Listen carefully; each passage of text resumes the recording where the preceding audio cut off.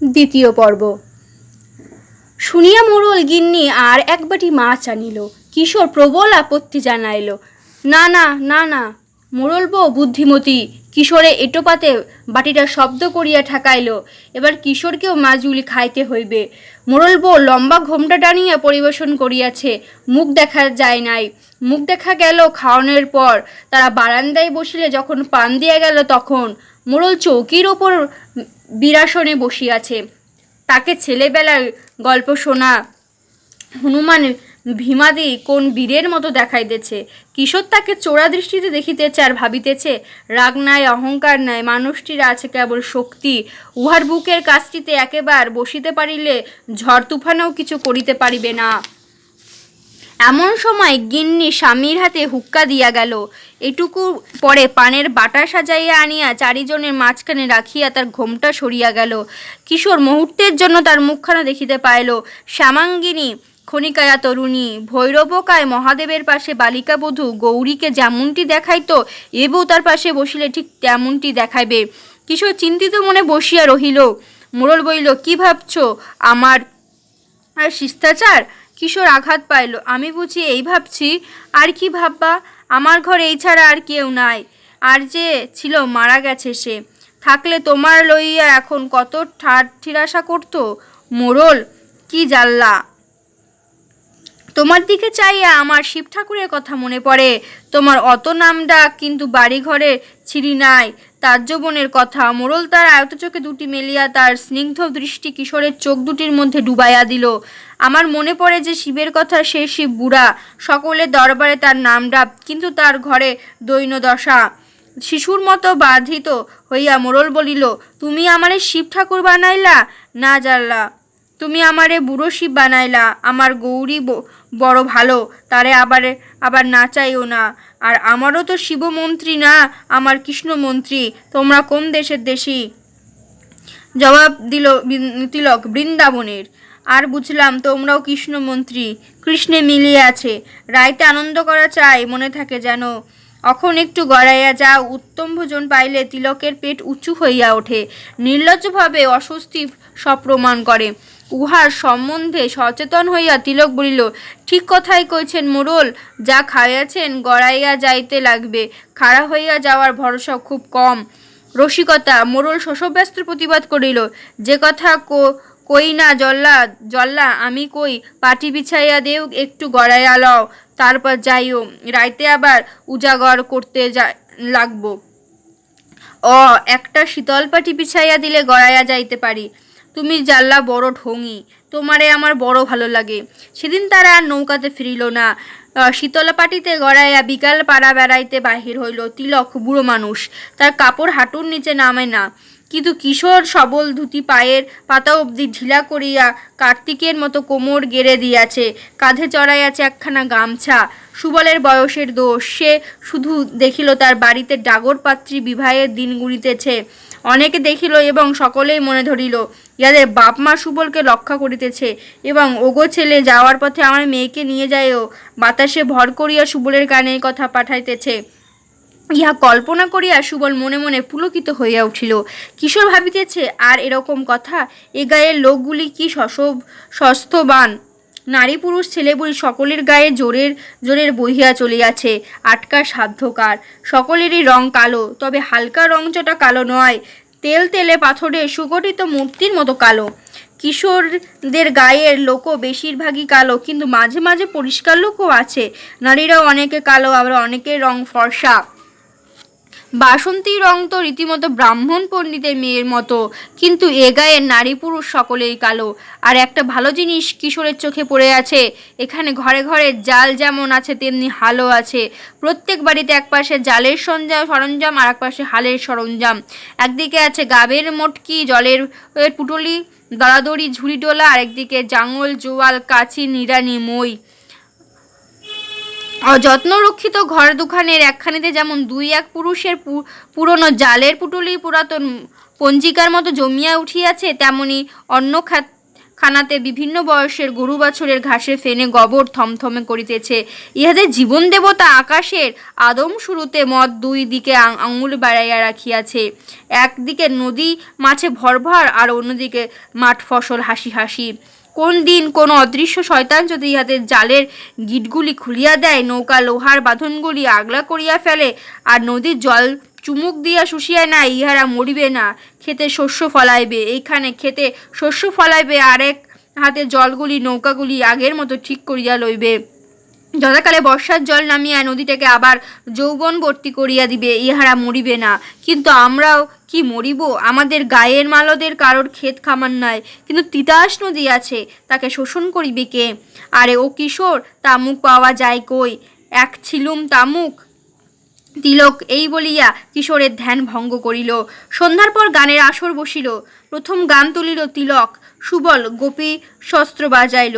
কিশোর কেবল হাততালি দিয়া মাথা দুলাইয়া তাল রাখিয়া চলিল। কৃষ্ণমন্ত্রী শিবমন্ত্রী দুই মতের লোকই আসিয়াছে। প্রথমে আসর বন্দনা গাওয়ার পর দেখা গেল এক কোণে কয়েকজন গাজার কলকে সাজাইতেছে। তিলক ও জিনিস কালে ভদ্রে গ্রহণ করিয়া থাকে। একবারও এক টান কষিল, নাক দিয়া ধোয়া ঝাড়িল, তারপর সুবলের দিকে রক্তচক্ষু করিয়া বলিল, বাজাও। সুবল গোপীর শস্ত্র পেটে ঘষিয়া তাল ঢুকিল। মোড়ল মাঝ আসরে বসিয়াছিল, তার দিকে হাত বাড়াইয়া তিলক গান জুড়িল।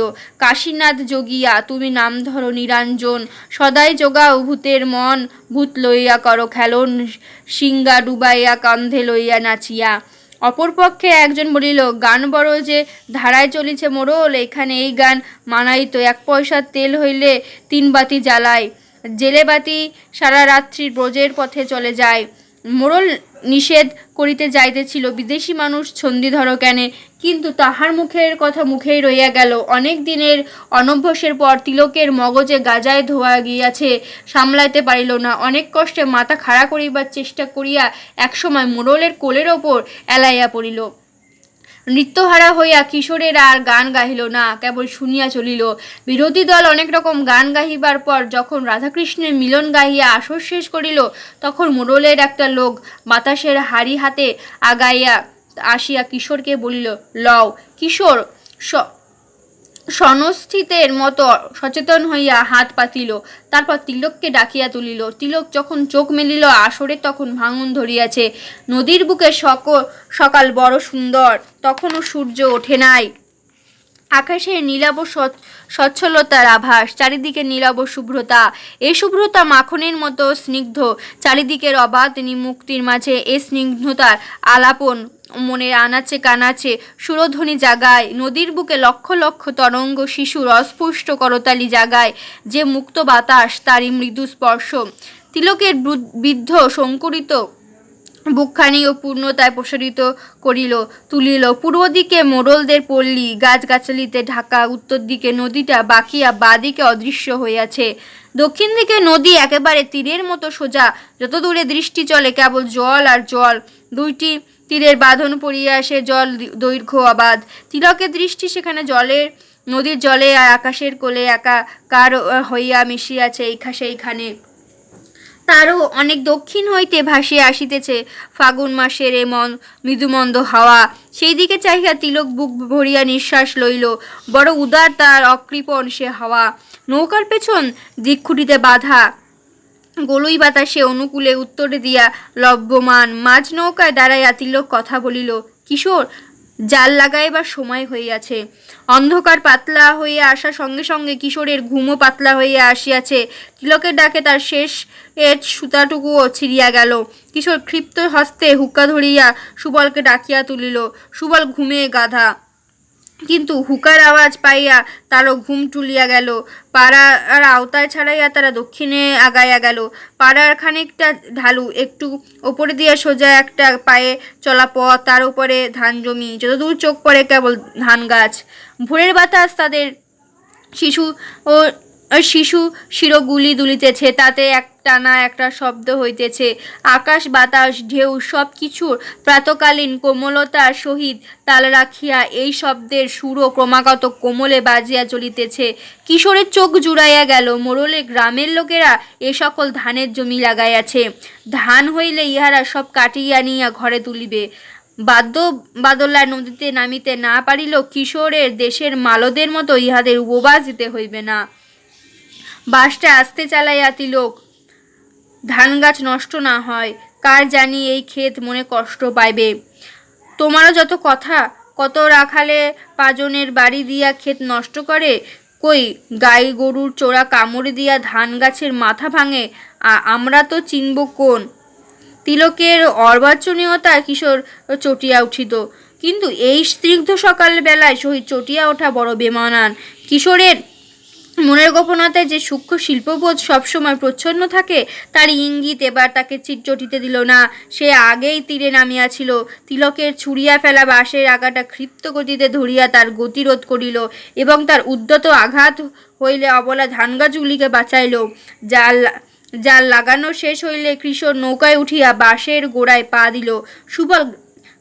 সুবল পাছার কোড়ায় হাত দিলে গুলইয়ে গিয়া তিলক লগি ঠেলাইয়া নৌকা ভাসাইল। নৌকা মাঝ নদীতে গেলে কিশোর জাল ফেলিয়া এবং এক আজলা জল মুখে পুরিয়া কুলি করিতে করিতে বলনি দিল।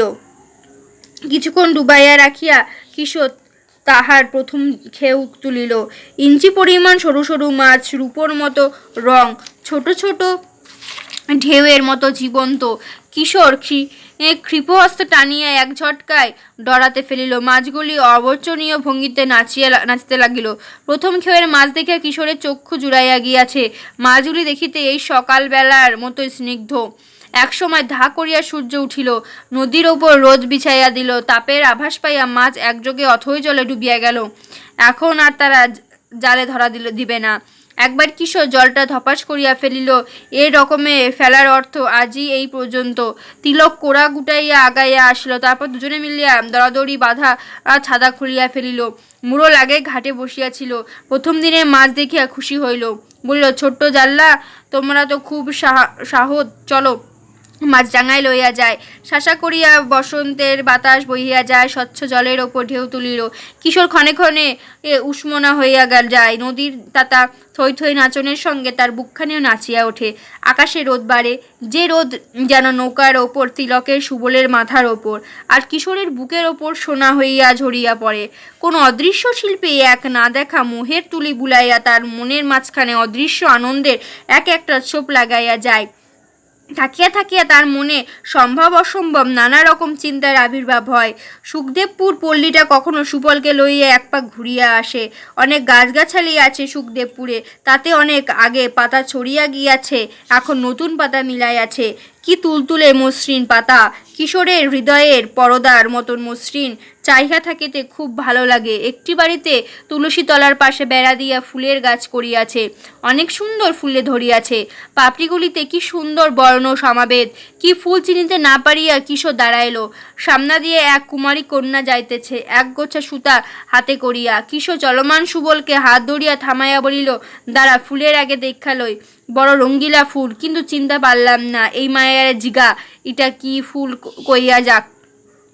অকবি সুবল মনে রং ধরা কিশোরের সমাজদার সাথী হয়ে অনুপযুক্ত সুবল নিষ্প্রিয় কণ্ঠে বলিল, তুমি জিগাও না, আমারে লইয়া টানাটানি করো কেনে?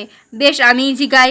বিচারকের সামনে আসামির মতো এক ফোঁটা মেয়েটার সামনে জোয়ান কিশোর এইটুকু হইয়া গিয়া কোনো রকম বলিল, বিদেশি মানুষ, এদেশের এই ফুলের চিনলাম না, নামখানা কি কইয়া যাইতে পারো?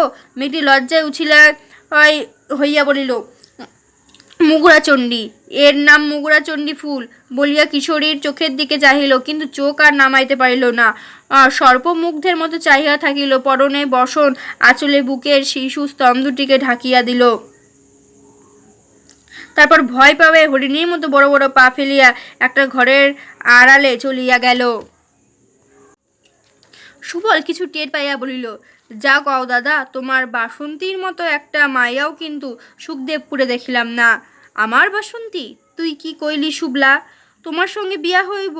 এই ক্ষেপের টাকা লইয়া দেশে গেলে তোমার সঙ্গে বিয়া হইব। তোমার বাসন্তী কমু না তো কি আমার বাসন্তী কমু? কিশোর হাসিল।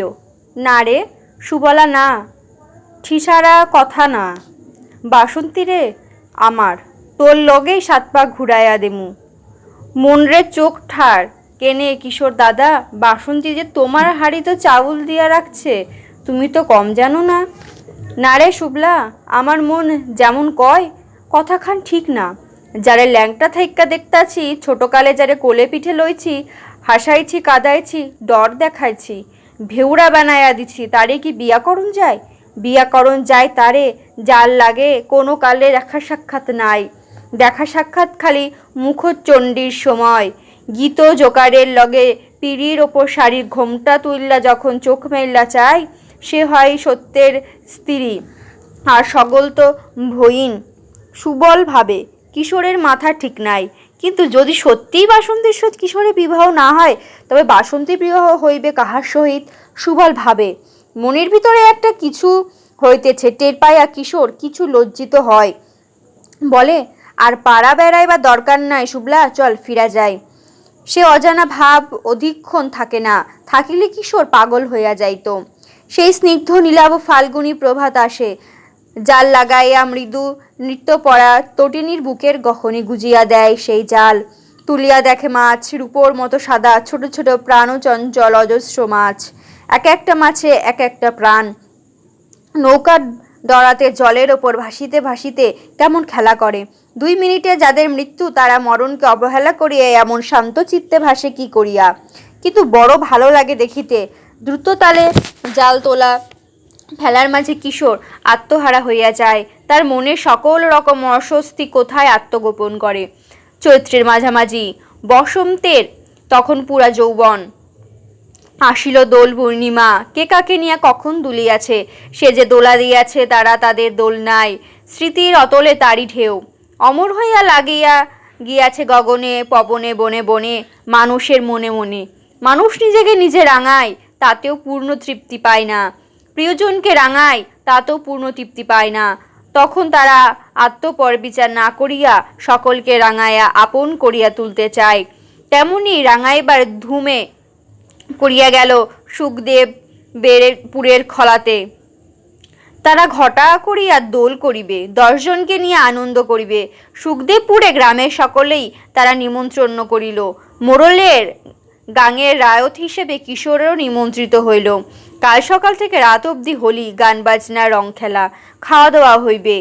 খলাতে দোল পূর্ণিমায় খুব আরব্বা হয়। মাইয়া লোকে করতাল বাজাইয়া যা নাচে, নাচেত না যেন পরীর মতো নৃত্য করে, পায়ে ঘুংরা, হাতে রাম করতাল। এ নাচ যে না দেখেছে মায়ের গর্ভে রয়েছে। তিলকের কথায় সুবলের খুব লোভ হইল, কিন্তু তার মন অপ্রসন্ন। ধুতি গামছা 2 তার ময়লা। কিশোর সমাধান বাতলাইয়া দিল, নদীর ওপরে হাট বসে, সাবান কিনে আনিলেই হয়। কিন্তু 1 টুকরা সাবানের জন্য এত বড় নদী পাড়ি দেওয়া চলে না। শেষে সমাধান আপন থেকে হইয়া গেল। ভাটিতে বেদের বহর নোঙর করিয়াছে। বেদেনীরা আয়না চিরুনি, সাবান, বড়শি, মাথার কাচের চুড়ি, পুতির মালা, কাটা লইয়া নৌকা করিয়া সুখদেবপুরের ঘাটে বেসাত করিয়া যায়। সাপের ঝাঁপিও 2-1টা সঙ্গে থাকে। কিশোরেরা মাছ ধরায় ব্যস্ত। বেলা বাড়িয়াছে, আর একটু বাড়িলে মাছেরা অতলে ডুব দিবে। এখনই যত ছাকিয়া তোলা যায় নদী হইতে, উঠিতেছে খুব। এমন সময় এক বেদিনী ডাক দিল, অ দাদা, মাছ আছে? কিনতে আসিয়া তারা বড় বিরক্ত করে। তিলক ঝানু লোক, বলিল, না, মাছ নাই। বেদিনীর বিশ্বাস হইল না। বৈঠা বাহিয়া তার বাবুই পাখির বাসার মতো নৌকাখানা কিশোরদের নৌকার সঙ্গে মিশাইল। সে তার নিজের নৌকায় দড়ি হাতে করিয়া লাফ দিয়া কিশোরের নৌকায় উঠিল। ডরাইয়ের দিকে চাহিয়া বলিল, কি জ্বালা, মাছ নাই, 4 পয়সার মাছ দাও। কিশোরের জালে অনেক মাছ উঠিয়াছে। বাঁশের গোড়ায় পা দিয়া জালের হাতায় টান মারিলে সে বুক চিতাইল। তার পিঠ ঠেকিল বেদিনীর বুকে। বেদিনী তরুণী, স্বাস্থ্যবতী, তার স্তন দুটি দুর্বিনীতভাবে উঁচাইয়া উঠিয়াছে। তার কোমল উন্নত স্পর্শ কিশোরের সর্বশরীরে বিদ্যুতের শিহরণ তুলিল। বাঁশের গুড়ি হইতে পড়িয়া গিয়া হাত পা ভাঙিয়া সে হয়তো একটা কাণ্ড করিয়া বসত।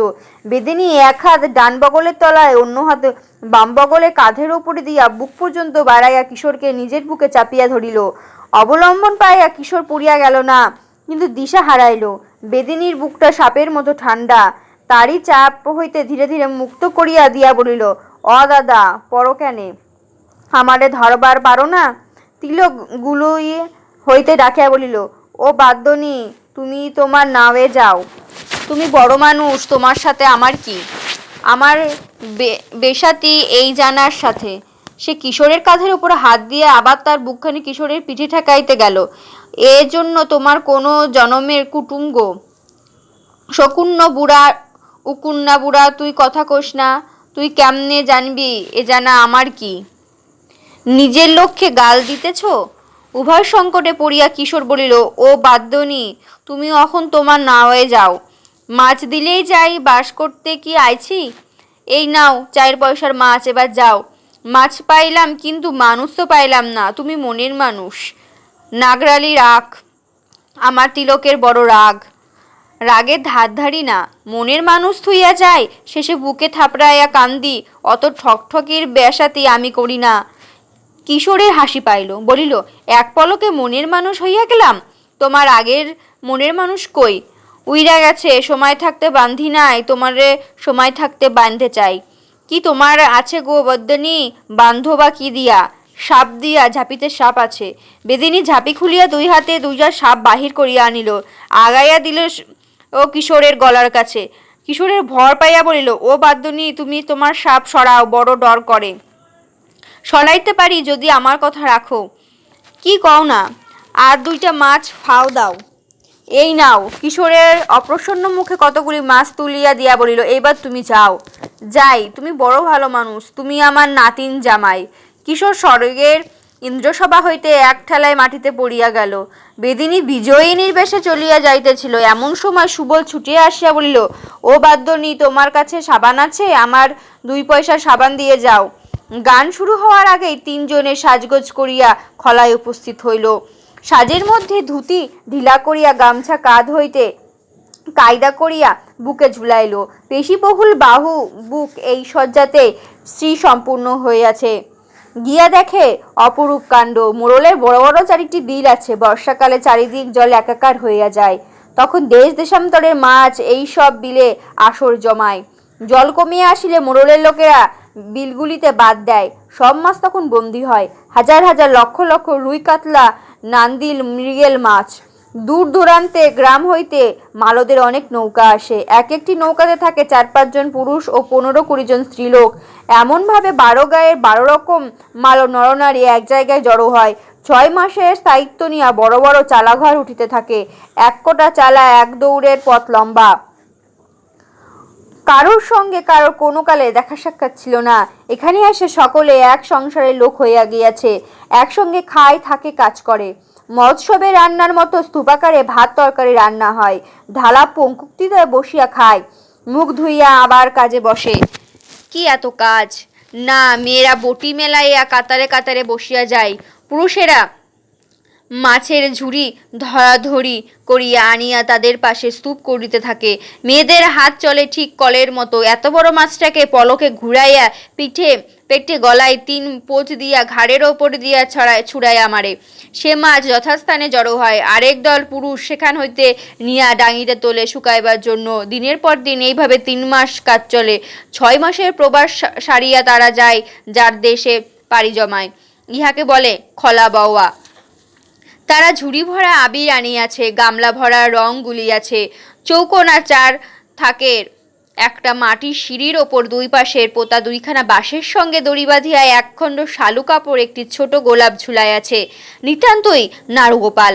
পাশে রাধানাই হামা দিয়া হাত বাড়াইয়া লাল কাপড়ের বাঁধনে লটকাইয়া একা একাই ঝুলিতেছে। একজন আসিয়া তার গায়ে মাথায় আবির মাখাইয়া একটা করিয়া দোলা দিয়া যায়। তারই দোলনে সে অনবরত দুলিয়া চলিয়াছে। এ পক্ষ প্রস্তুত। সুখদেবপুরের দল এখনো আসিয়া পৌঁছায় নাই। আপ্যায়নকারীদের একজন তিলক দিগতে ঠাকুরের কাছে নিয়া ঝুড়ি হইতে কয়েক মুঠা আবির একখানা ছোট পিতলের থলিতে তুলিয়া দিয়া বলিল, ঠাকুরের চরণে আবির দাও। প্রেমের দেবতা কোথায় কার জন্য ফাঁদ পাতিয়া রাখে কেউ কি বলিতে পারে? উজানিনগরের খলাতে কিশোরের এমনি একটা ফাঁদে ধরা পড়িল। কার সঙ্গে কার জোর বাঁধা হইয়া থাকে তাও কেউ বলিতে পারে না। যাকে জীবন কখনো দেখে নাই, হঠাৎ একদিন তাকে দেখিয়াই মনে হয় সে যেন চিরজন্মের আপন। প্রেমের দেবতা অলক্ষ্যে কার সঙ্গে কখন কার গাঁটছড়া বাঁধিয়াছেন কেউ জানে না। তারা তো তিনজনের গোপালকে আবিরে রঞ্জিত করিল। তারপর কয়েকজন পুরুষ মানুষ তাহাদের গালে মাথায় আবির দিয়া রাঙাইবার পর ৩-৪ জন স্ত্রীলোক আবিরের থালা লইয়া আগাইয়া আসিল। কয়েকজন কিশোরের কাছে মাতৃসমা, তারা কিশোরের কপালে রাঙাইল। আশীর্বাদের মতো সে আবির গ্রহণ করিয়া কিশোর নিজে তাদের পায়ে আবির মাখাইয়া কপাল পায়ের ঠুকা ধুলো ঠেকাইল। কয়েকজন তরুণী বোন বৌদিদের বয়সী, তারা আবির লাগাইয়া গালে আর কপালে, কিশোর নীরবে গ্রহণ করিল। গোলমালে ফেলিল আর একজন অবিবাহিত মেয়ে, দেহে যৌবনের সব চিহ্ন ফুটিয়াছে, সে সব ছাপাইয়া বহিয়াছে রূপের বাণ। বসন্তের এই উদ্দাত্ত দিবসে মনে লাগিয়াছে বসন্তের রং, প্রাণে লাগিয়াছে অজানা উন্মাদনা। পঞ্চদশী বড় সাংঘাতিক বয়স এটা। মনের চঞ্চলতা শরীরে ফুটাইয়া বাহির হইবেই। মালর মেয়েরা বিবাহের আগে অত বড় থাকে না, অতখানি বড় হয় বিবাহের 2-3 বছর পরে। কোথা হইতে কেমন করে এ অনিয়ম এখানে আসিয়া পড়িয়াছে। কিশোরের গালে আবির দিতে মেয়েটি হাত কাঁপিল, বুকে দূর করিতে লাগিল। তার ছন্দময় হাতখানার কোমল স্পর্শ কিশোরের মনে এক রহস্য লোকের পদ্মরাজের ঘোমটা ঢাকা দলগুলিকে একটি একটি করিয়া মেলিয়া দিল। সে অজানা স্পর্শে শিহরণে কাঁপিয়া উঠিয়া সে তাকাইল মেয়েটির চোখে। তোমারই জন্য সে চোখে মিনতি, সে মিনতি বুঝি কিশোরকে ডাকিয়া বলিতেছে, বহু জন্মের এই আবিরের থালা সাজাইয়া রাখিয়াছি তোমারই। লজ্জায় লাল হইয়া সে চোখ নত করিল।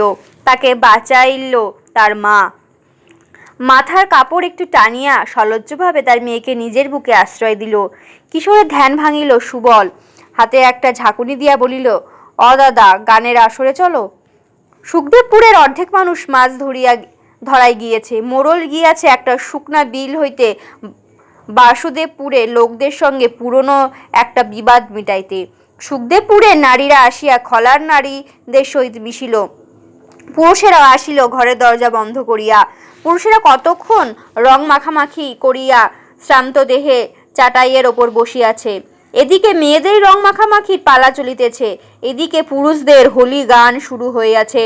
একজনকে সাজাইয়াছে হোলির রাজা, তার গলায় কলা গাছের খোলের মালা, মাথায় কলা পাতার টোপর, পরনে ছেঁড়া ধুতি, গায়ে ছেঁড়া ফতুয়া। মাঝে মাঝে উঠিয়া কোমর বাঁকাইয়া নাচে, আবার বসিয়া বিরাম নেয় বুড়ো মানুষ। বহুদিন পরে আনন্দের আমেজ পাইয়া তিলকের এইরূপ হোলির রাজা হইবার ইচ্ছা করিতেছিল। কিশোরের কানে কানে বলাতে উত্তর পাইল, আমরা ভিনদেশী মানুষ, সভ্য হইয়া বৈশা থাকাই ভালো। নাচানাচি করলে তারা পাগল মনে করব। কিন্তু তিলক দমিবার লোক নয়। সে প্রতিজ্ঞা করিয়া থাকিয়াও গানের সম যখন চড়িবে, ঝুমুরের তাল উঠিবে, তখন সে কোনো দিকে না চাহিয়া আসরের মাঝখানে দাঁড়াইয়া নাচিবে। একবার কোনো রকম উঠিয়া কয়েক পাক নাচিতে পারিলে লজ্জা ভাঙিয়া যায়, কোনো অসুবিধা হয় না। গায়কের 2 দলে পৃথক হইয়া গান জুড়িল, রাধার দল আর কৃষ্ণের দল। রাধার দল ভদ্রভাবে গান তুলিল, সুখ বসন্ত কালে ডেকোনারে ওরে কোকিল বলি তোমারে, বিরোহিণীর বিনে কান্ত হৃদাগ্নি হয় জ্বলন্ত, জ্বলে গেল দ্বিগুণ জ্বলে হয় না রে শান্ত, সে যে তেজে অলি কুসুম কলি রইল কি ভুলে। কৃষ্ণের দল সুর চড়াইল, বসন্তকালে এলো রে মদন, ঘরে রয় না আমার মন, বিদেশে যাহার পতি সেই নারীর কি বা গতি, কতকাল থাকিবে নারী বুকে দিয়া বসন। রাধার দল তখনও ধৈর্য ঠিক রাখিয়া গাহিল, বনে বনে পুষ্প ফোটে মধুল্লবে অলি জোটে, কতই কথা মনে মনে ওঠে সই, ব্যথা কারে বা কাছে কই, দারুণ বসন্তকাল গো, নানা বৃক্ষে মেলে ডাল গো, প্রবাস করে চিরকাল সে এলো কই, বসিয়া তরুর শাখে কুহু কুহু কোকিল ডাকে, আরে সখিরে এ। কৃষ্ণের দল এবার অসভ্য হইয়া উঠিল, আজও শুনে ব্রজ নারী রাজকুমারী, তোমারও যৌবনে করব আইন জারি, হস্তে ধরে নিয়ে যাব হৃদয় কমলে বসাইব, রঙ্গিনী আইলো হস্তে ধরে নিয়ে যাব হৃদয় কমলে বসাইব, বসন তুলিয়া মারব ওই লাল পিচকারি। রাধার দল এই গানের কি উত্তর দিবে ভাবিতেছে, এমন সময় মেয়েদের তরফ হইতে আপত্তি আসিল। পুরুষদের গান এখানে শেষ হোক, দুপুরে গড়াইয়া গিয়াছে, এখন মেয়েদের গান আরম্ভ করিতে হইবে।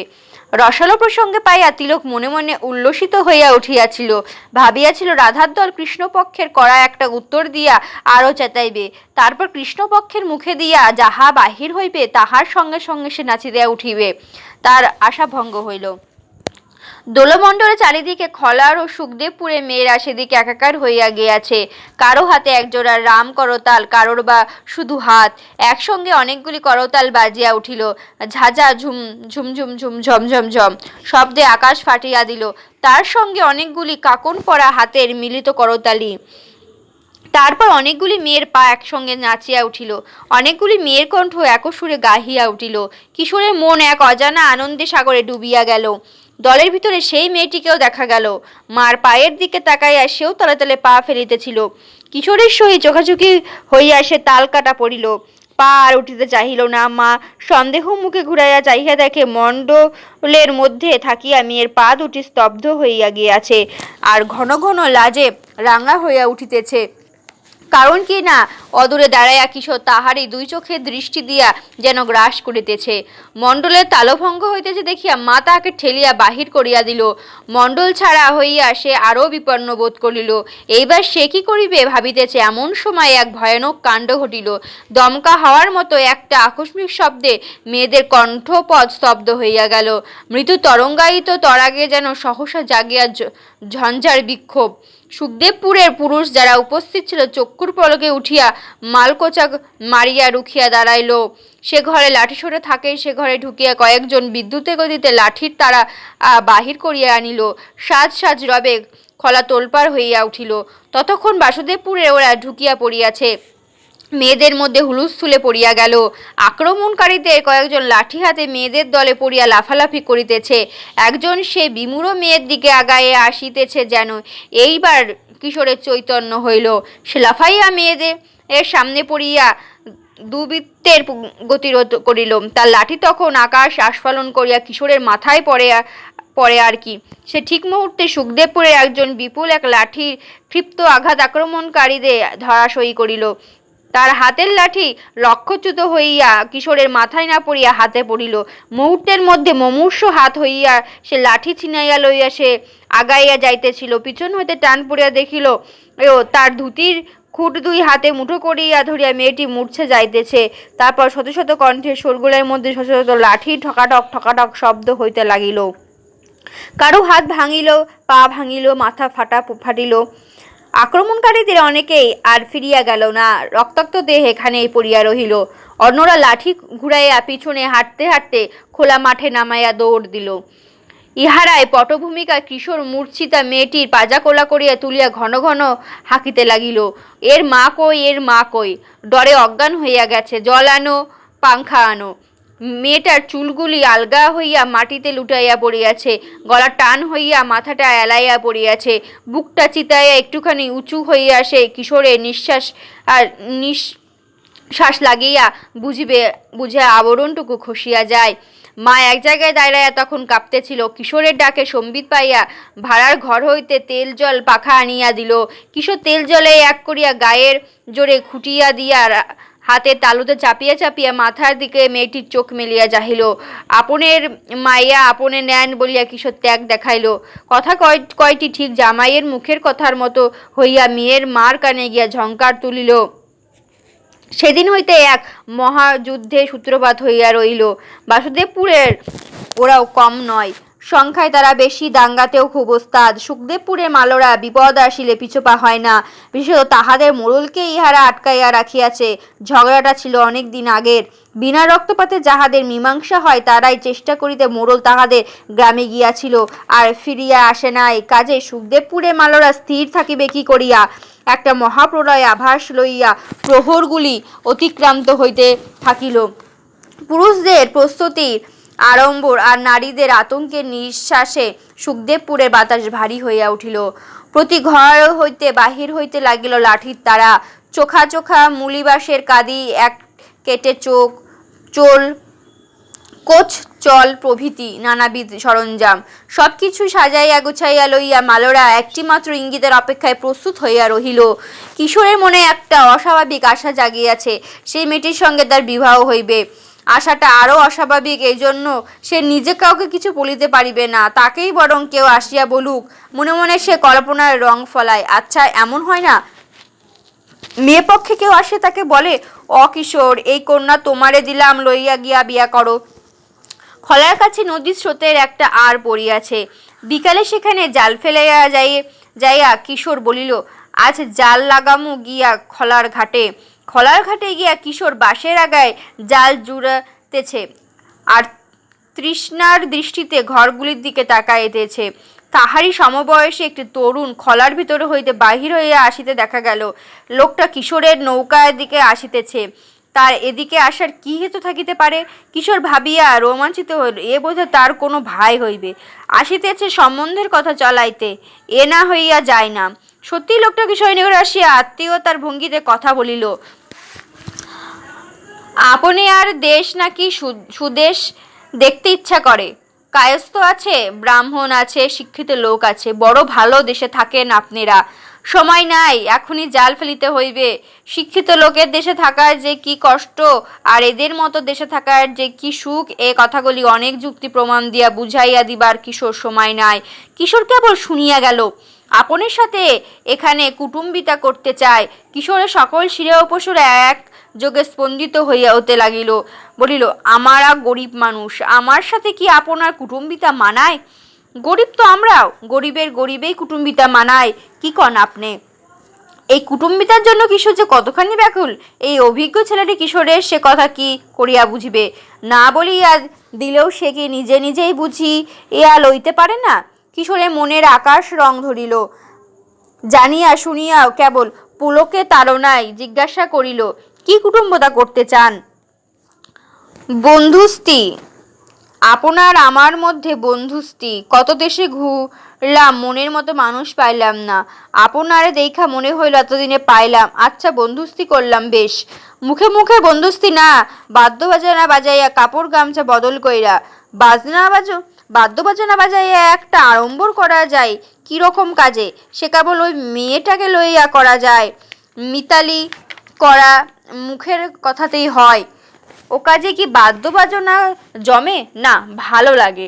কিশোর খুশির স্বর্গ হইয়া মরুর বালিতে পড়িয়া বলিল, আমার সাথে না সুবলার সাথে কি আপনি বন্ধুস্তি করেন? একদিন দুপুরে রোদ ঠেলিয়া বিলের পাড় দিয়া মোড়লকে ফিরে আসিতে দেখা গেল। মোড়লের মুখের দিকে তাকানো যায় না। পর্বত প্রমাণ কাঠিন্য আসিয়া আশ্রয় করিয়াছে। ভয়ঙ্কর একটা কিছু যে ঘটিতে যাইতেছে তাহাতে কাহারও দ্বিমত রহিল না। এইরূপ সময় একদিন মোড়লের বাড়িতে কিশোরের ডাক পড়িল। কিশোর ছিল অন্য রকম চিন্তায় বিভোর। সে রাত দিন কেবল ভাবিয়া চলিয়াছিল কোনো একটা অলৌকিক উপায়ে ওই মেয়েটির সহিত তার বিবাহের আয়োজন হইতে পারে কিনা। তাহা না হইলে কিশোরে বাঁচিয়া থাকিয়া লাভ কি? কে তাহার পক্ষ হইতে উহাদের কাছে কথাটা তুলিবে? মোড়লের কাছে খুলিয়া বলা যাইত, কিন্তু তার মনের যা অবস্থা! এমন সময় মোড়লের ডাকে কিশোর ভয়ে ভয়ে তাহার কাছে গিয়ে দাঁড়াইল। মোড়লের কথা বলিবার সময় নাই। হাতে ইশারা করিয়া মুখে শুধু বলিল, আমার শিষ্টাচারে ডাকছে। এখানে কাজ এত আগাইয়া রহিয়াছে, অথচ কিশোর ইহার কিছু জানে না। সে মোড়ল গিন্নির পায়ের ধুলো লইয়া দাঁড়াইতে গিনি তাহাকে একটা ঘরের ভিতরে লইয়া গেল। সেখানে নতুন একটা শাড়ি পরিয়া, পানের রসের ঠোঁট রাঙা করিয়া এবং গালে মুখে তেলের ছোপ লইয়া সেই মেয়েটি বারবার লাজে রাঙা হইয়া উঠিতেছে। মোড়ল গিন্নির হাতে দুইটি ফুলের মালা একটি কিশোরের হাতে তুলিয়া দিয়া বলিল, স্বাস্থ্যমতো বিয়া কইরো দেশে গিয়া, এখন মালা বদল কইরা রাখো। মালা বদল হইয়া গেল। মোড়ল গিন্নি হঠাৎ ঘরের বাহির হইয়া শিকল তুলিয়া দিল। মেয়েটি ভয় পাইয়াছিল। দরজা বন্ধ, অন্ধকার ঘর, কারোর মুখ কেউ দেখিতে পায় না। অবশেষে কিশোর তাহার ভয় দূর করিল। পরে মোড়ল গিন্নি শিকল খুলিয়া বন্দীকে মুক্ত দিয়া বাহির করিয়া দিল, আর বন্দিনীকে ভগিনী স্নেহে স্নান করাইয়া দিয়া রান্নাঘরে নিয়া বসাইল। কিশোরকে বলিয়া দিল, দেখো ও জাল্লা, উতলা হইয়া পাখির মতো পাক বাড়াইও না, রইয়া সইয়া আগমন করো। পরের দিন মেয়ের মা দেখিতে আসিল। মোড়ল গিন্নিকে বলিল, মালা বদল হইয়া গেছে তো? হইয়া গেছে। আর দেখা সাক্ষাৎ করাও না মা? অমঙ্গল হয়। দেশে গিয়া আগে স্বাস্থ্যমতে বিয়া হোক, কপালে কি গর্দিস মা, জামাই পাইয়া মাই আমার পর হইয়া গেল, আমার তো তাতে কোনো আহ্লাদ নাই। এখন ঘরের মানুষেরা নিয়া কথা, সে মানুষে না জানি কি করে। সকল কথা শুনিয়া সুবল আনন্দে লাফাইয়া উঠিয়া বলে, দাদা তা হইলে বসন্তীরে তুমি এখানেই পাইয়া গেলে, এখন দেশের বাসন্তীরে কারে হাতে তুলে দিবা কও? তোর হাতে দিলাম। সুবলের মনে একটা আশার রেশ গুনগুন করিয়া উঠিল। যে মেঘ একটু একটু করিয়া আকাশে দানা বাঁধিতেছিল, তাহার কালবৈশাখী ঝড়ের এর আকারে ফাটিয়া পড়িল। মোড়লের মোটে সময় নাই। এক ফাঁকে দুই এক কথায় জানাইয়া দিল, খলার পরবাসী দিগকে দুই এক দিনের মধ্যে খলা ভাঙিয়া যার যার দেশের দিকে পাড়ি দিতে হইবে। কিশোরকেও মোড়ল ভুলিল না। মেয়ের বাপের সামনে তাহাকে ডাকিয়া নিয়া বলিল, কন্যা পাইয়াছ, দেশে নিয়ে ধর্মসাক্ষী করিয়া বিবাহ করিও। সে তোমার জীবনের সাথী, কর্মধর্মের সাথী, ইহকাল পরকালের সাথী। তাকে কোনোদিন অযত্ন করিও না। আর কালও তোমার শুকনা মাছ বিক্রি হইয়া যাইবে, খালা ভাঙে দলের সাথে তুমিও দেশের দিকে নাও ভাসাইও। আমার সঙ্গে আর দেখা হইবে না। মোড়লের সত্যি সময় নাই। মোড়ল উঠিয়া পড়িল। মেয়ের বাপ সামনে বসিয়া আছে, রাগী মানুষ। তার কাছে কিশোর নিজেকে অপরাধী মনে করিতে লাগিল। বাপ গম্ভীর জিজ্ঞেস করিল, নাম কি আপনার? শ্রীযুক্ত কিশোর চান মূল্য ব্রাহ্মণ। পিতা শ্রীযুক্ত রামকেশব মূল্য ব্রাহ্মণ। নিবাস গোকর্ণঘাট, জেলা ত্রিপুরা। লোকটা এক টুকরা কাগজে টুকিয়া লইল। কিশোর নত হইয়া তাহার পায়ের ধুলো লইয়া দাঁড়াইয়া দেখে লোকটা খলার দিকে চলিয়া যাইতেছে। খলার ঘাটে সবগুলি নৌকা যাত্রার জন্য প্রস্তুত হইল। ওপারে বাসুদেবপুরবাসীরা এরই মধ্যে লাঠিকাঁধে ফেলিয়া মালকোচা মারিয়া পথে নামিয়া পড়িয়াছে। এপারে খালার ঘাট হইতে তাহা দিককে স্পষ্ট দেখা যাইতেছে। কিশোরের মনে হইতেছিল, আকাশ কোণের কোণে কোণে কোনো মেঘলা লোক হইতে একখণ্ড কালো মেঘ যেন ঝটকার আভাস লইয়া দ্রুত ছুটিয়া আসিতেছে। অত দূর হইতে ইহাদিগকে কি ভীষণ আর কি কালো দেখাইতেছে। মোড়লকে ফেলিয়া যাইতে হইবে ভাবিয়া কিশোরের মন বড় কষ্ট হইল। তাহার কেবল মনে হইতে লাগিল, এত লোকজন, এত টাকা পয়সা, কাজ কারবারের মধ্যে থাকায়ও লোকটা কত অসহায়। আর মোড়ল গিন্নি, সে আরও অসহায়। কিন্তু যাইতেই হইবে, মোড়লের এর করা হুকুম। গাঙের বিদেশি রায়তদের সে কিছুতে বিপদে জড়াইবে না। আজ বিলের পারে প্রলয় কাণ্ড হইবে। তার আগে নৌকা বিদায়ের পালা। নৌকা বিদায় বড় মর্মস্পর্শী। নববধূকে নৌকায় তুলিয়া দিতে আসিয়া মোড়লগিন্নি কাঁদিয়া ফেলিল। তার চোখে জল দেখিয়া কিশোরের বুক ফাটিয়া কান্না বাহির হইতে চায়। বন্ধু পা ধুইয়া নমস্কার করিয়া নৌকায় উঠিলে দুখানা নৌকা একসঙ্গে বাঁধন খুলিয়া দিল। একটি কিশোরের, অন্যটি মেয়ের বাপের। কতক্ষণ তাহারা পাশাপাশি চলিল। তারপর মেঘনার পশ্চিমে পাড়ের একটা শাখা নদীর মুখ্য লক্ষ্য করিয়া উহাদের নৌকার মুখ ঘুরাইল। উহাদের নৌকাখানা দূরে সরিয়া যাইতেছে। এখনো অনেক দূরে যায় নাই। এখনো মানুষদিগকে চেনা যায়। এখনো স্পষ্ট দেখা যাইতেছে। ও নৌকায় একটি যৌবনোত্তীর্ণ নারী চোখে আঁচল চাপা দিয়া কাঁদিতেছে। এখন গলা ছাড়িয়া কাঁদিয়া উঠিয়াছে। আর ওই যে কঠিন হৃদয় পুরুষের মানুষটি, তারও কাঠিন্য গলিয়া জল হইয়া গিয়াছে। সে কাদের গামছা তুলিয়া নিয়া দুই চোখে চাপা দিয়াছে। তাহাদিগকে আর চেনা যায় না। কিশোরের নৌকায় একটি নারীর হৃদয়ের সকল বাঁধ ভাঙিয়া কান্নার প্লাবন ছুটিয়াছে। সারাবেলা নৌকা বাহিয়া বিকেলে পড়িলে তিলকের মাথায় এক সমস্যা আসিয়া ঢুকিল। খানিক ভাবিয়া নিয়া নিজে নিজেই সে সমস্যার সমাধান করিয়া বলিল, ডাকাইতের মুল্লুক দিয়া নাও চালালাম, তার মধ্যে আবার মায়া লোক। আমি কই, কিশোর তুমি একখান কাম করো, পাটাতনের তলে বিছানা পাতো, কেউ যেমন না দেখে না জানে। কিশোর নৌকার তলায় কাঁথা বালিশ দিয়া বধূর প্রবাস জীবনের স্থায়ী শয্যা রচনা করিল। রাত্রি হইলে এক স্থানে নৌকা বাঁধিয়া রান্না খাওয়া সারিল। বউকে তুলিয়া খাওয়ায় আবার সেখানেই লুকাইয়া রাখিল। শুয়াইবার সময় কিশোরের হাবভাব লক্ষ্য করিতে করিতে তিলক এক ধমক দিয়া বলিল, আমি বুড়ো মানুষে একখানা কথা কইয়া থুই কিশোর, নাওয়ের ডরার ভিতরে নজর লাগাও না কিন্তু। লজ্জা পাইয়া কিশোর সুবলকে লইয়া এক বিছানা শুইয়া পড়িল। পরের দিন আবার আধার থাকিতে নাও খুলিয়া দিল। তিলকের এমন কড়া শাসন যে তাহার স্পর্শ করা তো দূরের কথা, তাহাকে চোখে দেখার পর্যন্ত উপায় নাই। খাওয়ানো শোয়ানোর ভার পড়িয়াছে সুবলের ওপর। কিশোর নিজে নৌকার মালিক হইয়া এ বিষয়ে তিলকের আইন মানিয়া লইতে বাধ্য হইল। নৌকার পাছার কোড়া টানিতে টানিতে সুবল জিজ্ঞাসা করিল, দাদা, বউ তুমি মনের মতো পাইছো তো? কিশোর সজ্জলভাবে হাসিয়া বইল, কি কইরা কইরে ভাই, ভালো কইরা দেখলাম না, জানলাম না, কোন দিন দেখলাম মনেও নাই, বিস্ময় স্মরণ হইয়া গেছে, এখন আর চেহারা নমুনা মনেই পড়ে না, কেউ বদলাইয়া গিয়া গেলেও চিনতে পারমু না।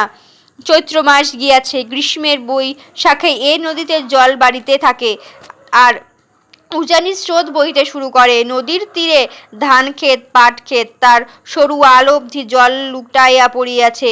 গুণের কাঠি হাতে লইয়া কিশোর লাফ দিয়া তীরে নামিল। কিশোর আনুমানিক শক্তিতে গুণ টানে, আর নৌকা সাপের মতো সাঁতার দিয়া স্রোত ঠেলিয়া চলে। লম্বা গুণ অনেক দূরে থাকিয়া টানিতেছে। সুবল হাল ঠিক রাখিয়া তাহার দিকে চাহিয়া চাহিয়া দেখিতেছে, তাহাকে ছোট দেখাইতেছে।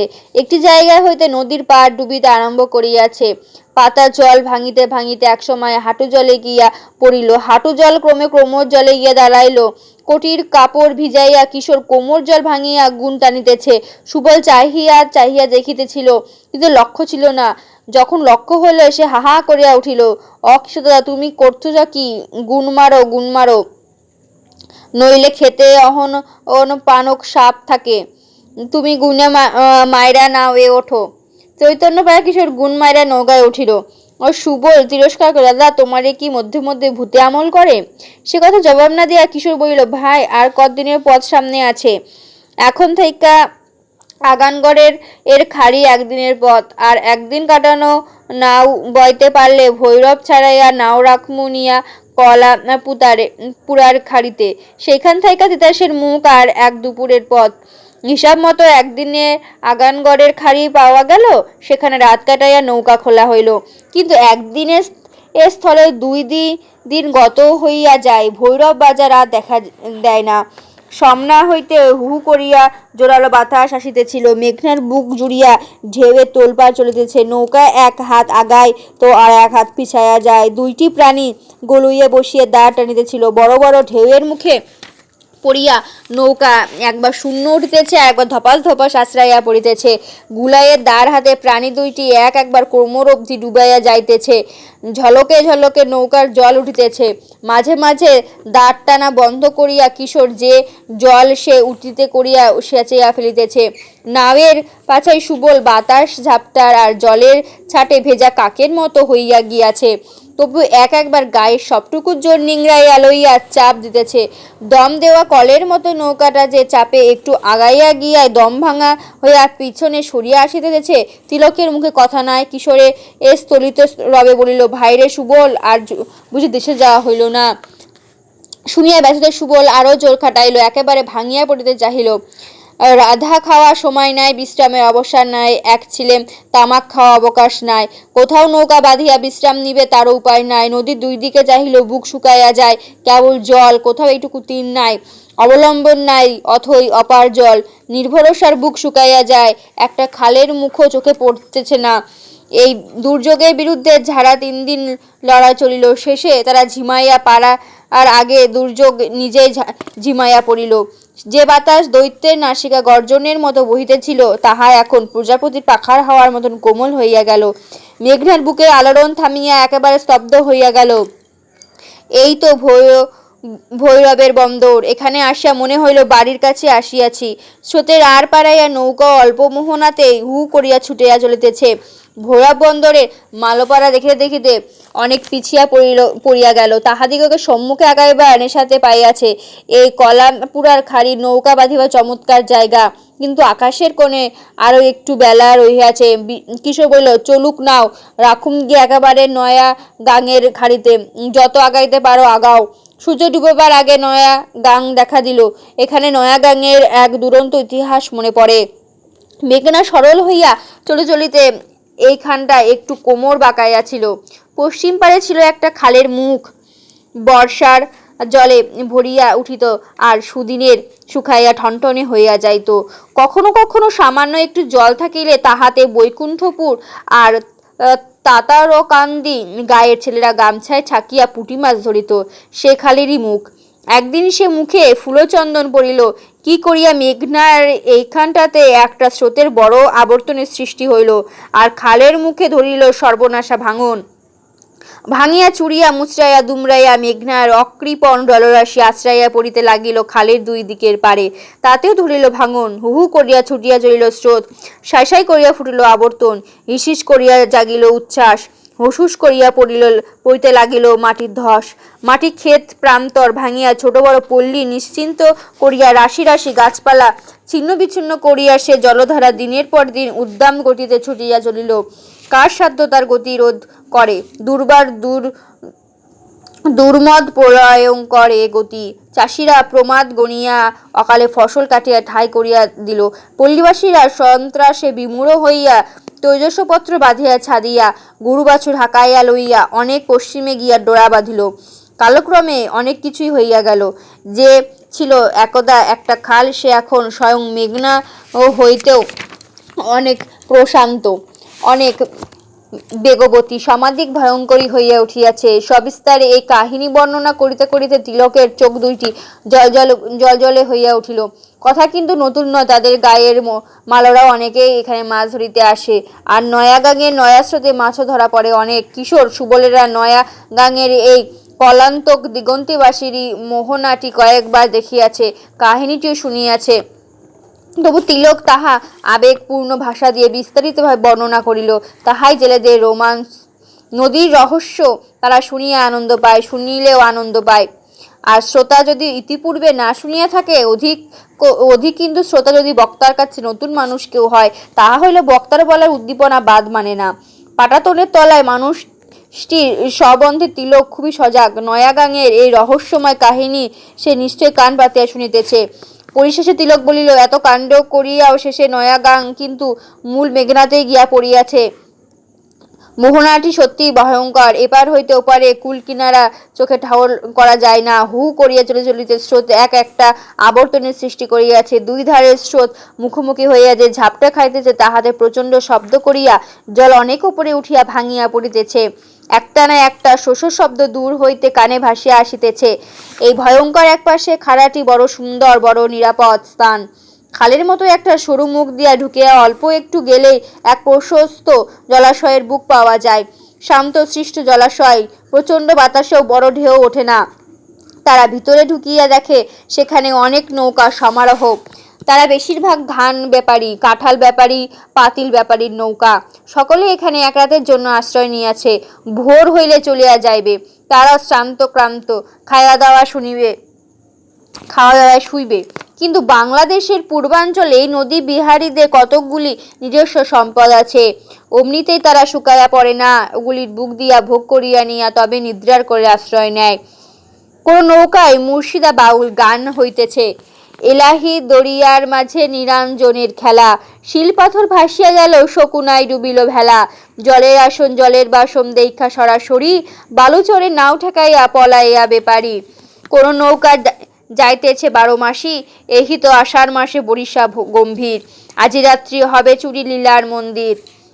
কোন নৌকায় টিমটিমে কেরোসিনের আলো কাছে আগাইয়া জরাজীর্ণ একখানা পুঁথি সুর করিয়া পড়িতেছে, হাসমক রাজার দেশেরে উত্তরিল শেষেরে। কোন নৌকা কেচ্ছা হইতেছে, কথায় ফাঁকে ফাঁকে গান ভাসিয়া আসিতেছে, আরো দিন উঠিলে চন্দ্র পূর্বে আর পশ্চিমে, আজকও উঠিতেছে চন্দ্র শানের বান্ধনের ঘাটে।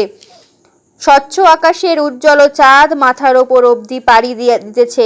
সাদা ছেঁড়া মেঘ তাহাকে ধরিবার জন্য ছোটাছুটি করিতেছে, কিন্তু নাগাল পাইতেছে না। দেখিতে দেখিতে কিশোরদের চোখে ঘুম আসিয়া পড়িল। পা টিপিয়া টিপিয়া চলার শব্দ আর চাপা গলার ফিসফাসের কথা বলার আওয়াজ প্রথমে তিলকের মনোযোগ আকৃষ্ট করিল। নাম কিশোরটা আর বেহায়া ও হৃদ্য, তাকে নিয়ে আর পারা যাইবে না। বিরক্ত হয়ে তিলক পাশ ফিরিয়া শুতেছিল। এমন সময় পায়ে জোরে এক টান পড়ায় তার তন্দ্রা পাতলা হইতে একেবারে ভাঙিয়া গেল। পুরো সম্বিত পাইয়া দেখে ছইয়ের ভেতরে শুইয়াছিল তারা তিনজনেই এখন ছইয়ের বাইরে, আর তিনজনেরই পা নৌকার গুড়ায় সঙ্গে দড়ি দিয়া বাঁধা। নৌকা আর সেই খালির ভিতরে নাই, হু হু করিয়া ছুটিয়া চলিয়াছে নয়া গাঙের সেই সর্বনাশা মোহনার দিকে। তিলক চিৎকার করিয়া উঠিল, ও কিশোর, আর কত ঘুমাইবার? চাহিয়া দেখো, সর্বনাশ হইয়া গেছে। এক ঝটকায় পায়ের বাঁধন ছিঁড়িয়া কিশোর এক নিঃশ্বাসে ছইয়ার ভিতরে গিয়া পাটাতন খুলিল। সে নাই, ও তিলক, সে নাই আমার, হায়রে ডাকাতি হইয়া গেছে। একটা হাত বাক্সে বেতাসের এর মুনাফা 200 টাকা ছিল।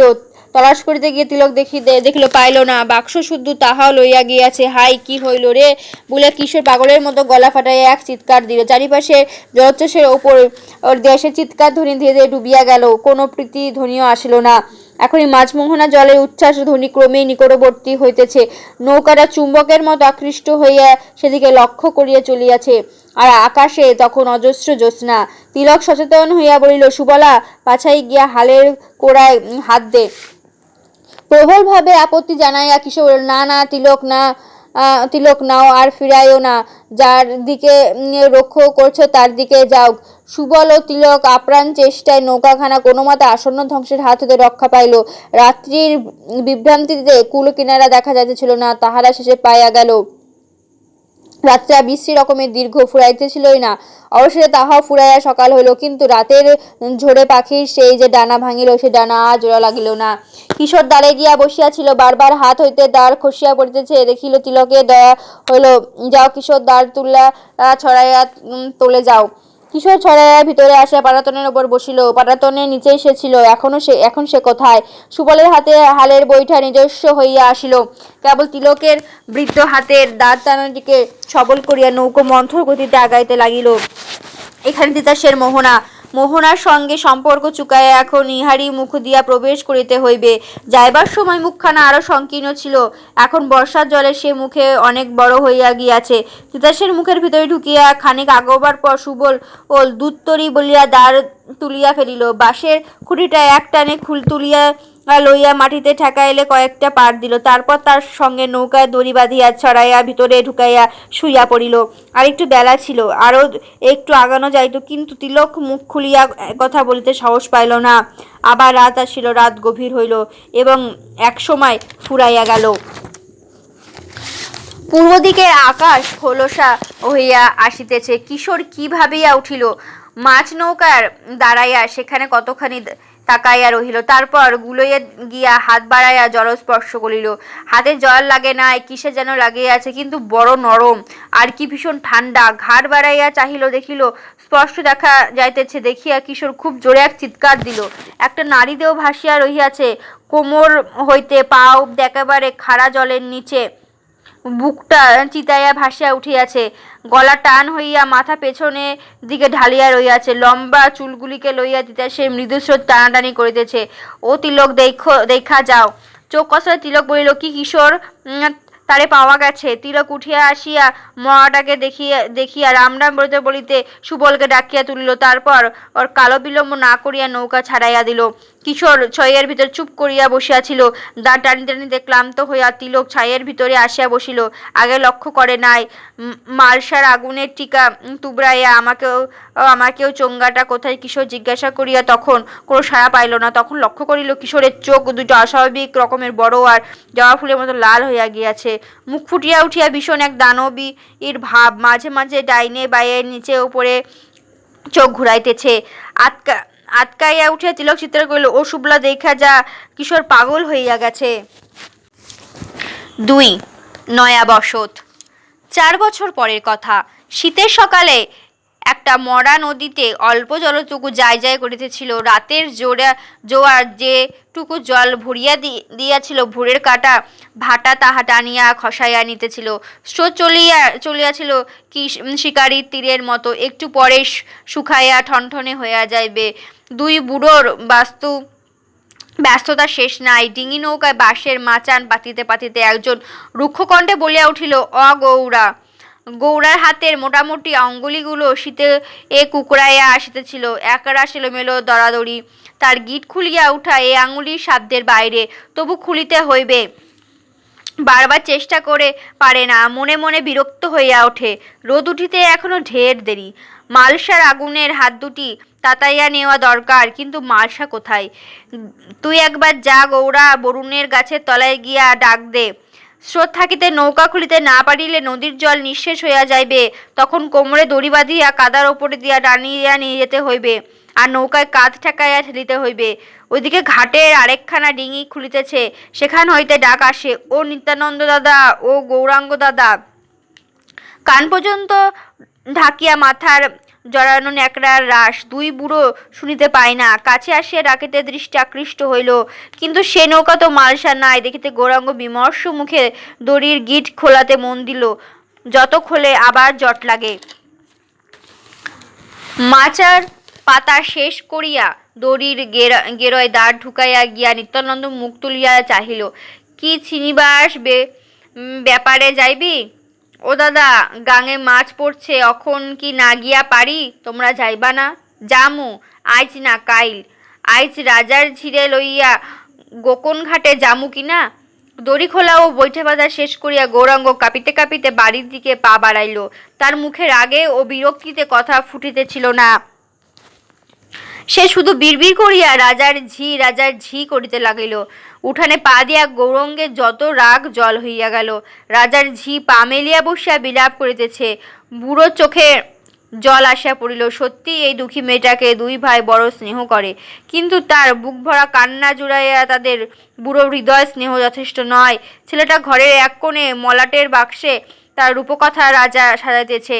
কয়েকটা ছবির টুকরো, দেশলাইয়ের খালি বক্স, জাল বুনিবার দুই একটা ভাঙা উপকরণ, কিছু সুতা ছেঁড়া একখানা ভক্তিসত্তার এক টুকরো পেন্সিল। মলাটের বাক্সে সযত্নে সাজানো হইলে মাকে হাত ধরিয়া উঠাইল। রোগা এক টুকরো ছেলেটির ইচ্ছায় নিকট পরাজয় মানিয়া যেন যুবতীর মা কান্না থামাইয়া উঠিয়া পড়িল। এইবার যাত্রা করিবার পালা। ধরা গলায় গৌরাঙ্গ বলিল, আর কিছু বাকি নাই তো? আর একটি কাজ বাকি আছে। তারা তুলসীতলায় প্রণাম করিতে গেল। নৌকা স্রোতের টানে বেশ চলিল। গ্রাম্য নদী, খাল বিলেও চলে। দুই পারে যেন ছবি আঁকা। রোদ উঠিয়াছে দুই পারে। গ্রামের বড় মাঠ, তার উপর গ্রাম ছাড়াইয়া নৌকা চলিয়াছে।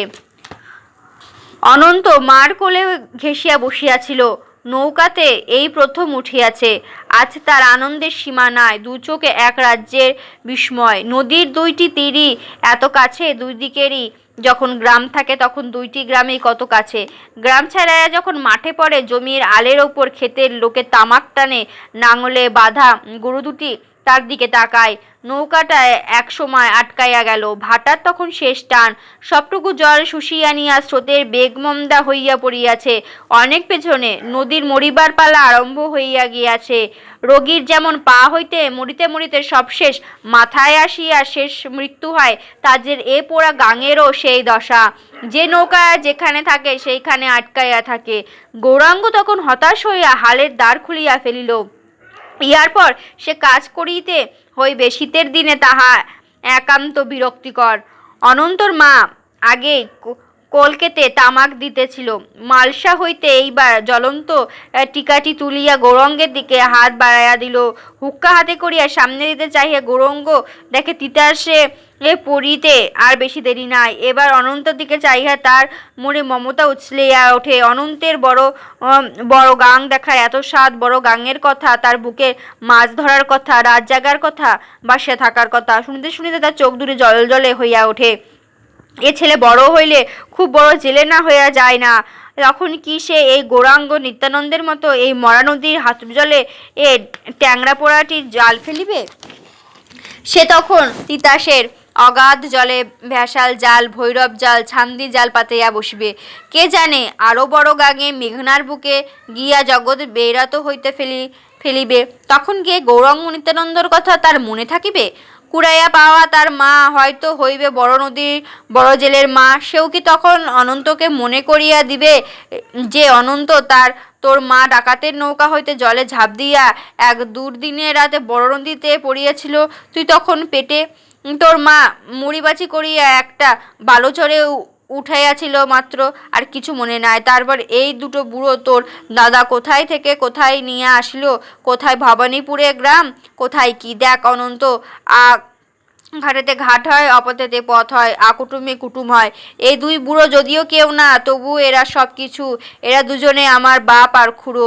এ দুজনেই তুই কোনোদিন ভুলিস না। শীত ছাড়িয়া যাওয়ায় নিত্যানন্দ তাজা হইয়া উঠিয়াছে। প্রসন্ন মুখ হইল। অনন্তেরে ভাই, তুই না বড় গাঙের পাগল? ওই দেখ বড় গাং। অনন্ত ছোট শরীর, তার পক্ষে এত দূরে থাকিতে বড় নদী দেখা সম্ভব নয়। বুড়োর বুকে পিঠে কাপড় জড়ানো, তার ওপর দিয়া টানিয়া তুলিয়া সে অনন্তকে বড় নদী দেখাইল। এইখান হইতে বৈঠা অচল। গৌরাঙ্গ কোমরে দড়ি বাঁধিয়া জলে নামিল, সে টানিবে। নিত্যানন্দ নামিল পেছনের দিকে, সে কাঁধ ঠেকাইয়া ঠেলিবে। নৌকা হালকা করিবার জন্য অনন্তকে লইয়া তার মাও তীরে নামিল। তারা বাঘ ঘুরিয়া বড় গাঙে নামাইবে। এইবার বড় নদী। অনন্ত কোল হইতে নামিয়া পড়িল।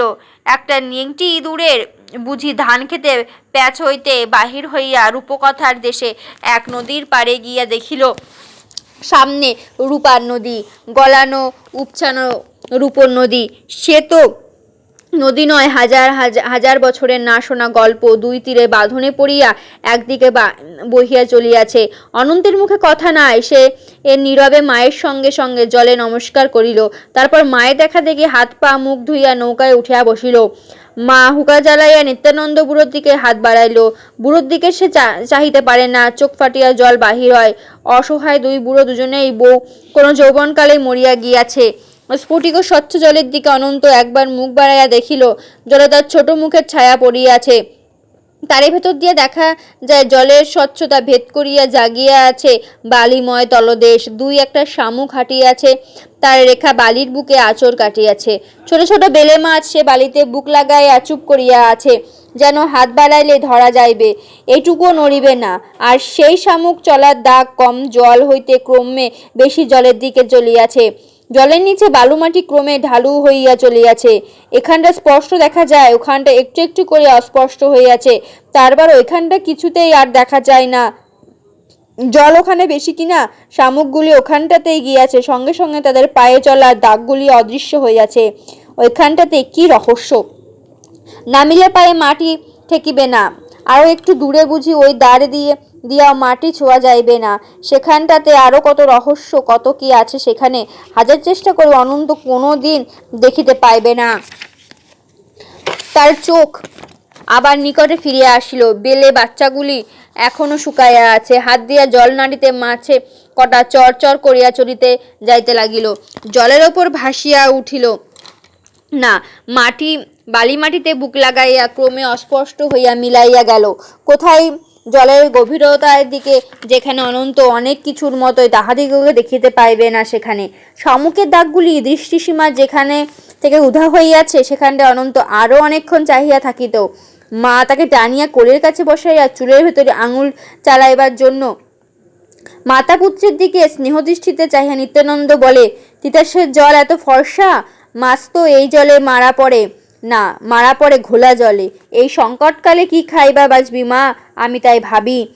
মাছের জো সামনে, তার জন্য জেলেরা এখন থেকে শক্ত জাল বোনে, তার জন্য চাই সনসুতা। সে গায়ে গিয়া বসিতে পারিলে এখন থেকে সে মিহি ও মোটা দুই রকমের সুতা কাটিবে, বেচিবে, তাতে মাছলে দুদিন কাটাইবে। খাই না খাই দিন আমার যাইবে, রাতও আমার পোহাইবে। কিন্তু তোমার তো জন্মের লাগি পর হইয়া গেলা। তারা যদি এ নদীর পাড়ে ঘর বাঁধিত, কিন্তু জন্মভিটার এমনি তাদের মায়া, বুড়ো হইয়াছে সব ছাড়িবে, তবু জন্মভিটা ছাড়িবে না।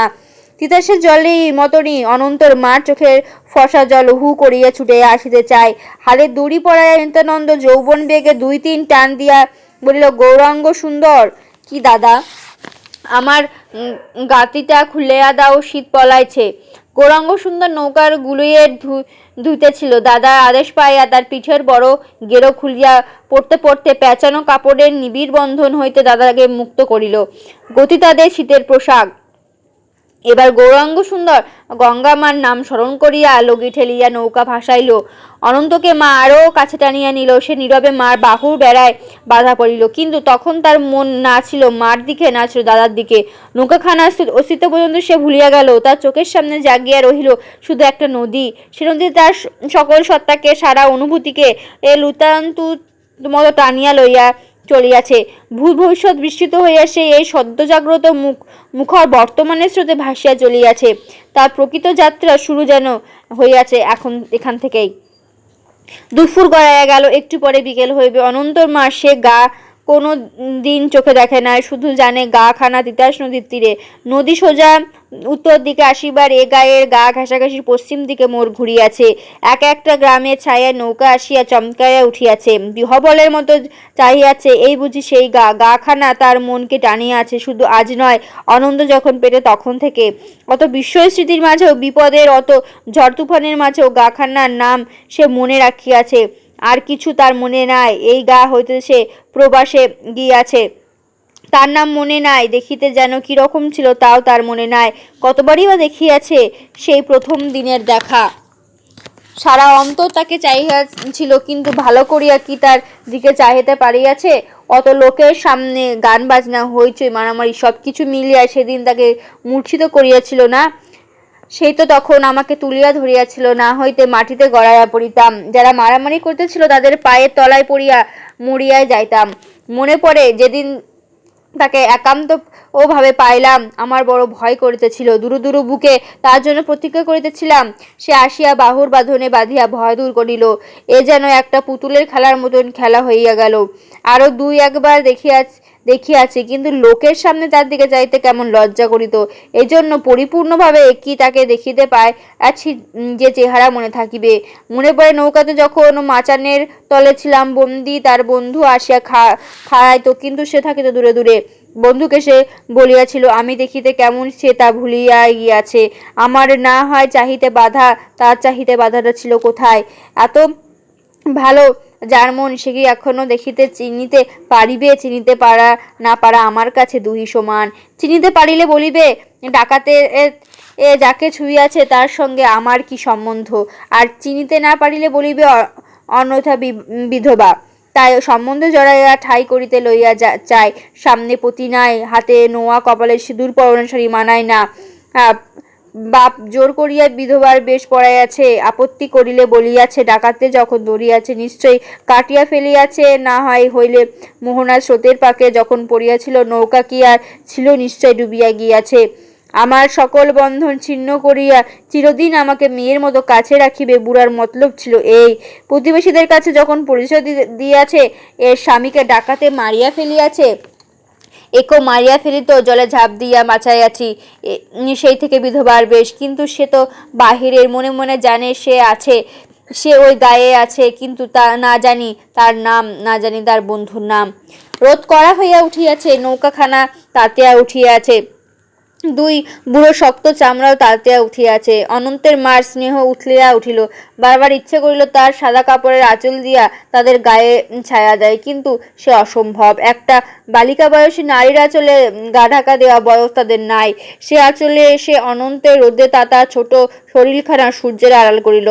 কড়া রৌদ্রে মায়ের মিষ্টি ছায়া আড়ালে থাকিয়া অনন্ত কোনো এক সময় ঘুমাইয়া পড়িয়াছে। অনেক কিছু দেখিতে পারিত, ঘুমাইয়া পড়াতে দেখিতে পারে নাই। হৃদয় স্বপ্নে তাহার সবই দেখিতে পাইয়াছে। ঘাটে নিয়া নৌকাখানা শব্দ করিয়া ঠেকাইল। চলতি নৌকা গৌরাঙ্গ দাঁড় ঠেকাইয়া গতিরোধ করিল, কিন্তু সবটুকু গতি রুদ্ধ হইল না। মাটিতে ঠেকিয়া অবশিষ্ট গতিটুকু রুদ্ধ হইতে নৌকাটা ঝাঁকুনি খাইল। সে ঝাঁকুনি অনন্তের মার চমক ভাঙিল। এতক্ষণ সেও বুঝি স্বপ্নরাজ্যেই ছিল। এখন ধরপড় করিয়া উঠিয়া কাপড় চোপড় সামলাইল, অনন্তকে ডাকিয়া উঠাইল। অনন্ত জাগিয়া চোখ কসলাইয়া ঘাটখানায় একবার দেখিয়া লইল, তারপর নদীর দিকে, ঘাটের লোকজনের দিকে, আর ঘাটের অদূরবর্তী ছায়া ঢাকা গ্রামখানার দিকে চাহিয়া দেখিল। ও চোখ ছোট চোখের দৃষ্টি যতদূর যায় দেখিল একটির পর একটি করিয়া বাঁধা নৌকা। সব নৌকায় একই আকারের, একই গড়নের, সারি সারি বাঁশের খুঁটি পোতা আছে, তারই একটির সঙ্গে একটি করিয়া নৌকা বাঁধা। নৌকার পেছনের দিকে একটা ছইয়ের দুই দিকে খোলা। দুপুরে গড়াইয়া গিয়াছে, বেলা করিয়া যারা স্নান করিতে আসিয়াছে ঘাটে, নতুন নৌকাতে নতুন মানুষ দেখিয়া তারা কৌতূহলী চোখে চাহিয়া দেখিতেছে। অনন্তের মা তাদের কাউকে চেনে না, কোনোদিন দেখে নাই, কিন্তু এরাই হইবে তার পড়শি। এদের বাড়ির পাশ দিয়াই উঠিবে তার কুটির, এদের সঙ্গে কাটাইতে হইবে তার সুখ দুঃখের দিনগুলি।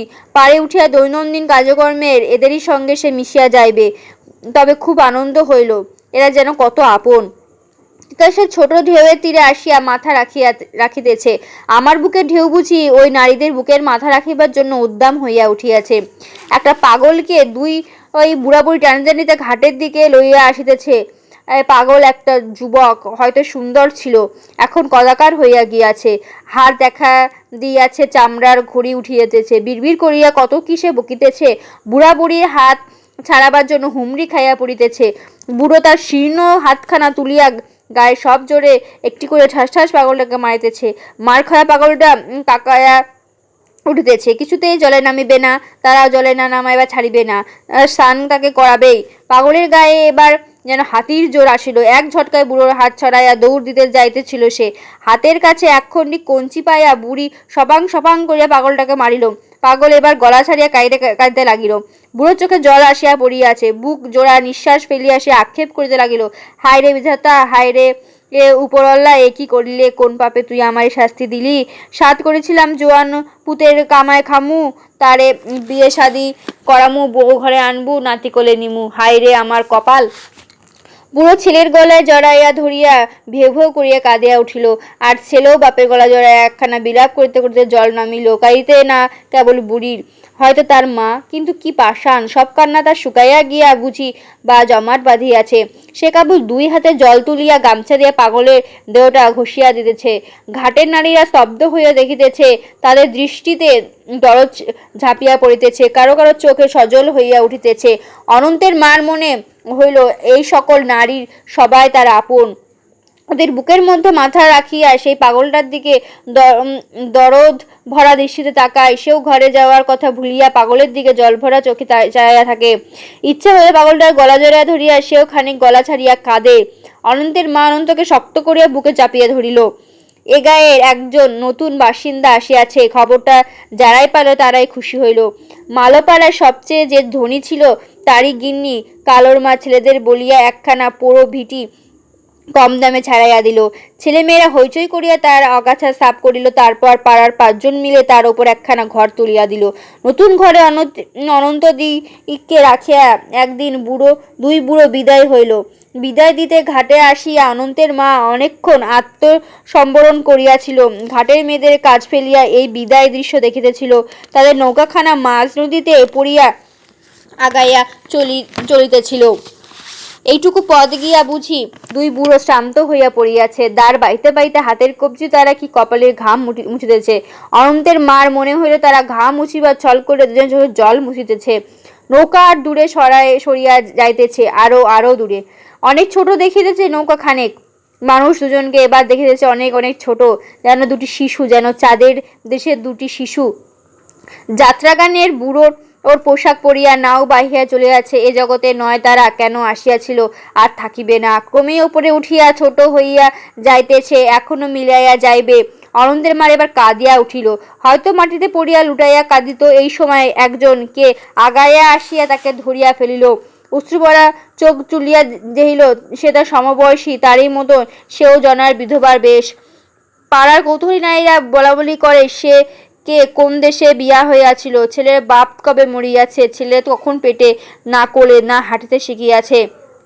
কালোর মা মেজাজি মানুষ, স্বামী অনেক টাকা রাখিয়া মারা গিয়াছে, ছেলেরাও রোজগারি, পাড়ার সবাই মান্য করে। বছরে তার ঘরে 5-6 মণ সৎ সুতা কাটা হয়, তাতে বড় বড় জালে বোনে, সে জালে বড় বড় মাছ ধরে, অনেক টাকা ঘরে আসে।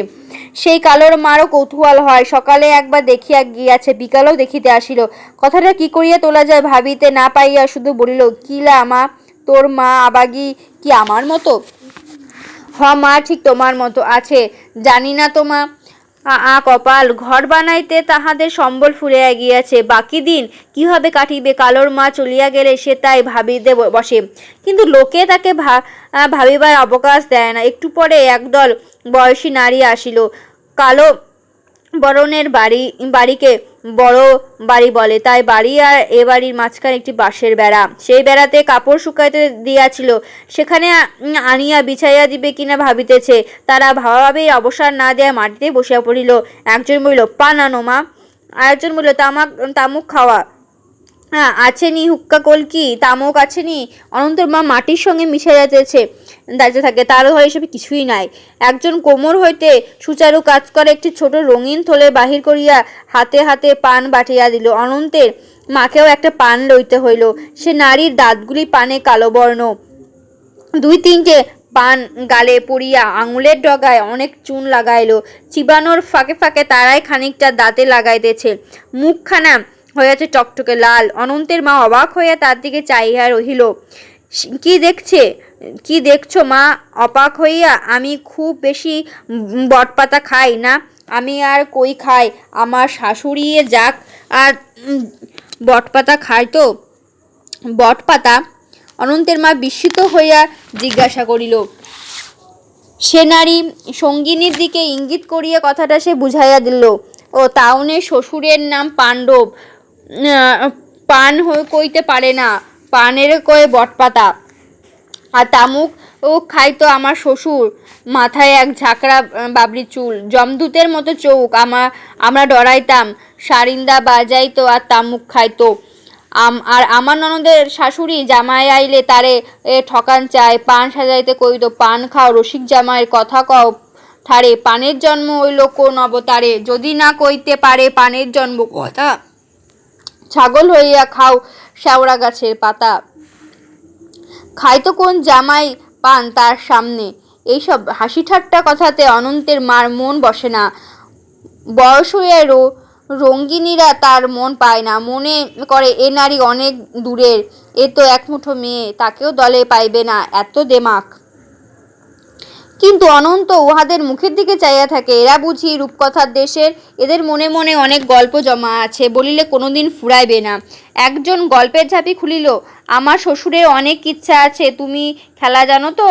উঠানে দুই দিকে দুই ওস্তাদ খাড়াইতো, একজন মন্ত্র পড়াইয়া সাপ চালান দিত, আর একজন ময়ূর চালাইয়া সেই সব সংসার করত। সেই মন্ত্র না জানা থাকলেও মরণ, সেই জন্য আবার ফিরতি আগুন চালান দিত। অন্য একজন বরুণের মধ্যে মেঘ নামাইয়া আগুন নিভাইত। একবার কামরূপ কামিক্ষে হইতে এক ওস্তাদ বেদ্যানি আইলো আমার শ্বশুরের লেগে তুমুরি খেলতে।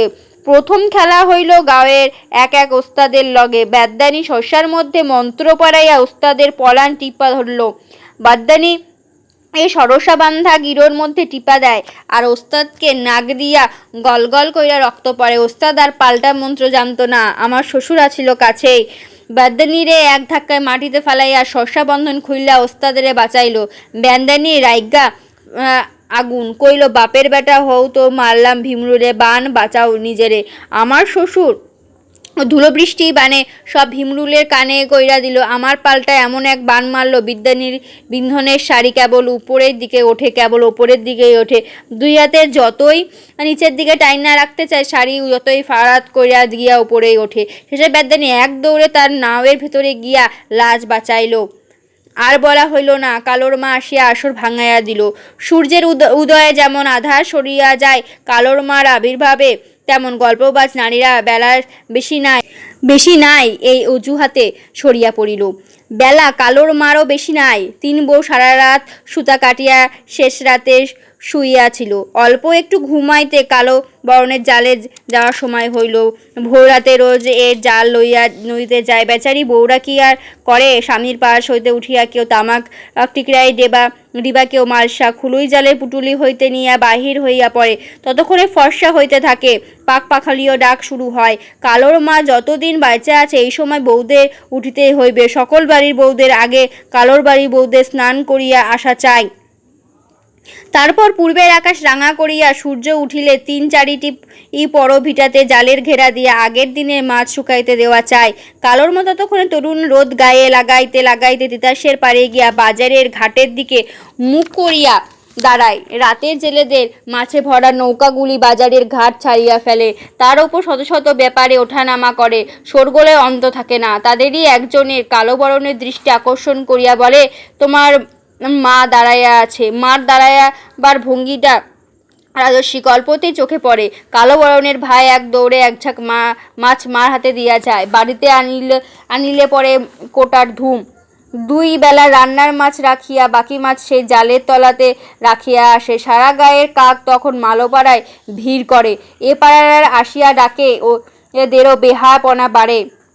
মানুষের চোখে ধুলো দিয়া কি করিয়া এক ফাঁক জালেরও ঘোরের ভেতরে থেকে শোয়ানোয় মাছ টাঙিয়া নেয়।